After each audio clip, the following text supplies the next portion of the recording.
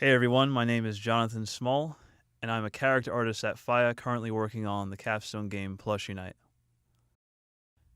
As a character artist on Plushy Night, many of the projects that I was working on weren't actually characters, so I had to approach these projects as if they were characters. So the lighting, environments, and shaders, I had to really bring out the personality of each of them. So Chiron was a special case. Vincent Angerosa, the concept artist, and I worked on Chiron together. So the concept work for Chiron was much like his appearance. It was Frankenstein.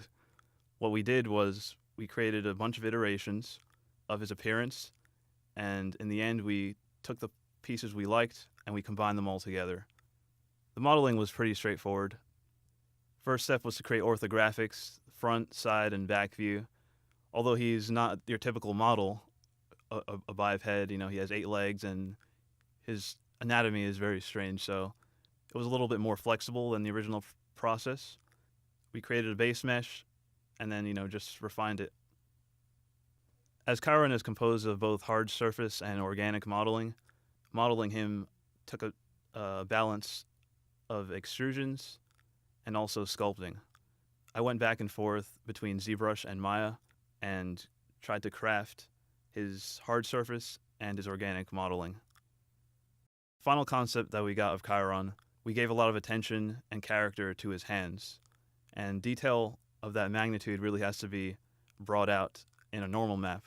It can't be created in the actual geometry. So in order to save processing power in our game, we would put that detail, like all the wrinkles in his hands and his bones and even his fur, we'd have to create that and put it into a normal map. That's where ZBrush came in. After we modeled his original base mesh, I went ahead and sculpted him in ZBrush and created the fine detail, which we would then transfer to a normal map for the in-game. After the sculpting and texturing process, the next step was to rig Chiron. He has many different parts. He's a 8-legged beast with hands. So we wanted to keep his bones and joints down to a minimum so that the animator would have an easier time.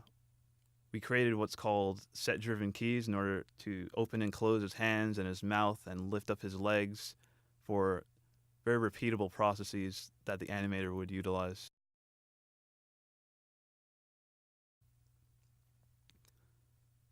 The memory forest is a part of Gemma's mind where each of her memories exist but are continually being corrupted by Chiron, the antagonist. We wanted this memory forest to feel magical, mysterious, foreboding at times. Utilizing cools such as blues and greens in the beginning and ramping that up to a more warm color as you get close to Chiron would let the beginning of the level feel welcoming, but then as you near the climax, feel more frightening and intense. Shaders were a big part of Plushy Night. We wanted to be able to utilize one shader to create many different looks throughout the game. We utilized the visual shader editor in Vision to create many different effects such as tiling, glow, desaturation, and Fresnel. As an interesting place where art and design overlap, we needed to create a solution for the mechanics that were going on. So Plushy Night and Gemma are going through her mind and they're searching for a memory.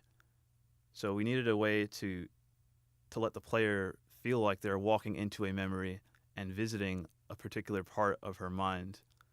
So I came up with this way that objects would assemble themselves in the environment, almost as if you're going back in time to the time and the place where this event occurred, and it would kind of just be like they're pulled together like birds flocking to one point. Well, I had two things in mind when I was building tools for the pipeline, and that's efficiency and consistency. So we'd want to speed up the process of getting your assets into the game, and we'd also want to have each artist make that consistent. And in the end, it just keeps everything neat, and it saves the entire art team time.